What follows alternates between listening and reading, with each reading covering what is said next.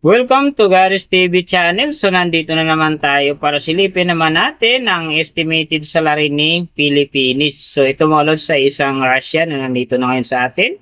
And then yung kanyang content is about cooking and then sharing ng kanyang mga personal vlogs. So silipin nyo ang kanyang channel. And then syempre mga lods, support nyo na rin. At saka huwag nyo rin kalimutan na isama din sa pag-support ang aking channel. So ito ay request naman ni Diana Villaver. So idol, maraming salamat sa iyong request. And then syempre sa pagsubaybay mo sa aking channel, ingat ka palagi dyan and God bless. So mga lods, kung bago pa kayo sa aking channel, pakiclick naman ang subscribe natin and then syempre pakipost na rin ang notification bell para lagi kayong updated sa ating video. So ano pa ba ang hinihintay natin mga lods?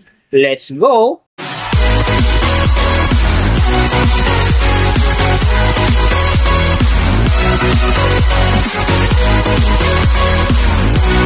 So mga lods, si Pilipinis sa ngayon ay mayroon ng upload videos na 294 and then mayroon na rin siyang subscriber na 106,000. So may video views naman siya ngayon na 17,397,856. And then yung kanyang country is PH. So yung channel type naman niya mga lods naka-blank pa. And then yung account niya ginawa ito noong April 14, 2023. So, doon naman sa kanyang total grade, nakakuha siya ng letter B. And then, sa kanyang social blade rank naman, nasa 129,121. So, doon naman sa kanyang subscriber rank, nasa 2,477. And then, sa kanyang video views rank naman, nasa 760,111.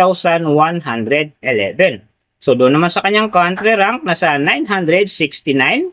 And then sa channel type rank niya, same pa rin mga lods, naka-blank pa. So nakita na natin yung kanyang ranking. Silipin naman natin yung kanyang last 30 days na subscriber. So nakakuha siya dito ng 9.4K. Ang hindi lang maganda dito mga lods kasi ang kanyang percentage ay bumaba ng 27.2%. So ibig sabihin mas bumaba yung pasok ng kanyang subscriber ngayon kung i-compare natin sa nakaraan niyang buwan. So alam na this, mga Pilipinis fanatic dyan. Share na natin sa ating mga newsfeed at sa ating mga friends ang kanyang video dahil bigil yan para gumanda uli ang pasok ng kanyang subscriber. So doon naman sa kanyang views mga lods in the last 30 days, nakakuha siya ng 3.714 views. So ito naman ang maganda kasi ang kanyang percentage naman dito ay umangat ng 27.3%. So ibig sabihin, maganda naman ang pasok ng kanyang views sa ngayon kung i-compare natin sa nakaraan niyang buwan.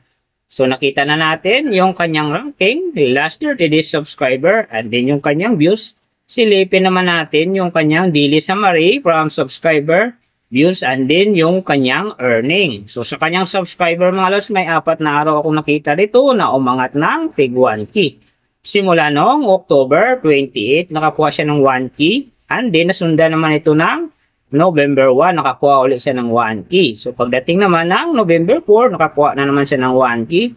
And then, yung last, yung November 7, nakakuha siya ng 1K. Kaya, ang kanyang subscriber ngayon nasa 106,000. So, doon naman sa kanyang views, mga lods, yung magaganda rito, October 27, nakakuha siya ng 118,000. And then, pagdating naman dito ng November 2, nakakuha siya ng 148,000. So, pagdating naman ng November 4, nakakuha siya ng 112,000. And then, yung last na pinakamaganda sa kanya rito, yung November 7. So, nakakuha siya ng 211,000. So, yan ang magagandang views na nakuha niya mga lods. Pero sinasabi ko, maganda nga talaga ang kinalabasan na yan. Kasi nga, ang kanyang percentage dyan ay umangat ng 27.3%. So, doon naman sa kanyang earning, tingnan natin dito yung October 30. So, sa kanyang low estimated, nakakuha siya ng $20. And then, sa kanyang high estimated naman, nakakuha siya ng $321. So, ang mga yan naman mga lods, daily summary lang, mas maganda kung silipin natin yung naka-round off na from daily, weekly, and monthly para malaman na natin kung magkano na ngayon ang estimated salary ni Pilipinis dito sa YouTube. So, unahin natin yung kanyang daily average. So, sa daily subscriber, nakakuha siya ng 314. And then, sa kanyang views naman, nakakuha siya ng 123,785. So, doon naman sa kanyang daily low estimated ng kanyang earning, nakakuha siya ng 31 US dollars. So times natin sa 58, mayroon siyang 1,798. And then, sa kanyang daily high estimated naman ng kanyang earning, nakakuha siya ng 495 US dollars. So times natin sa 58, mayroon siyang 28,710. So yan mga lods ang kanyang daily average. So pupunta naman tayo sa kanyang weekly average. So sa weekly subscriber, nakakuha siya ng 2.19k. And then sa kanyang views naman, nakakuha siya ng 866,495. So doon naman sa kanyang weekly low estimated ng kanyang earning, nakakuha siya ng 217 US dollars. So times natin sa 58, mayroon siyang 12,586. And then sa kanyang weekly high estimated naman ng kanyang earning, nakakuha siya ng 3,500 US dollars. So times natin sa 58, mayroon siyang 203,000. So yan naman mga lods, ang kanyang weekly average. So pupunta naman tayo sa kanyang monthly average. So sa monthly subscriber, nakakuha siya ng 9.4k. And then sa kanyang views naman, nakakuha siya ng 3,713,545.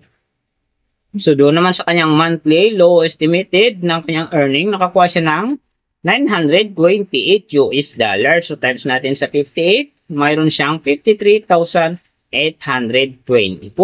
And then sa kanyang monthly high estimated naman ng kanyang earning, nakakuha siya ng 14,900 US dollars. So times natin sa 58, mayroon siyang 864,200. So yan naman mga lods ang kanyang monthly average. And then yung nababanggit ko rito or nakikita nyo is pawang estimated lamang yan. Nakabase lang tayo sa Social Blade website. Isang public website na kahit sino pwedeng mag-open para malaman kung magkano na ang estimated salary ng ating mga iniidolong YouTuber, vlogger, or influencer. Ano yung mga lods, like ko sinasabi, palagi natutupad dyan yung low estimated kasi nga hindi talaga natin kayang i-demand sa ating mga viewers na huwag mag-skip ng ads. Pero pwede pa rin naman yan maging times 2, times 3, or maging times 4 pa yan kapag ang isang vlogger nakapag-viral ng kanyang video. Pero siyempre mga lods, kung supporter ka ni Pilipinis, huwag ka na mag-skip ng ads dahil big help yan sa kanyang channel at saka siyempre sa kanyang mga personal na hadikain. Pero siyempre mga lods, huwag nyo rin kalimutan na huwag na rin skip ang aking ads dahil big help yan sa aking channel at saka siyempre sa aking mga personal na hadikain. Sa mga lods, kung nagustuhan nyo ang video na to, pakiclick naman ang subscribe natin and then siyempre pakipost na rin ng notification bell para lagi kayong updated sa ating video. So big thank you sa lahat ng mga sumusuporta sa aking channel. Sa magsusupport pa lang, ingat kayo palagi and God bless. At sana gabayan kayo palagi ng Panginoon sa ginagawa nyo araw-araw. At syempre magtagumpay din kayo sa inyong mga pangarap. So hanggang dito na lang. See you on my next video.